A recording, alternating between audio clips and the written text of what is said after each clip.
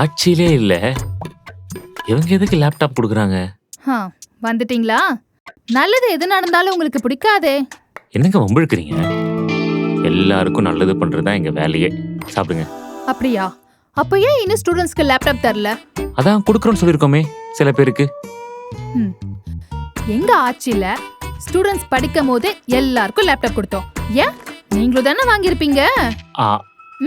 சொல்லுங்க, இப்ப பேசுங்க. ஆமா. சரி, அந்த சைக்கிள் மேட்ரு என்னாச்சு? அது அசம்பிள் பண்ணிட்டு இருக்காங்க. ரெடி ஆனதும் கொடுத்துடலாம். ஏழைங்க பசி தீர்த்த அம்மா உணவகம். கரெக்ட். தலைவரே, இந்த அம்மா உணவகம் ஏன் மூடணும்? சாப்பாடு சூப்பரா இருக்குமே அங்க. என் பொண்டாட்டி சமைக்கிறது நல்லா இருக்குமே.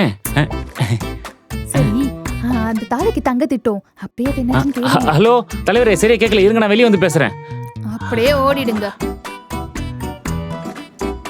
இனியும் ஏமாறாதீங்க, இது மாற்றத்துக்கான நேரம்.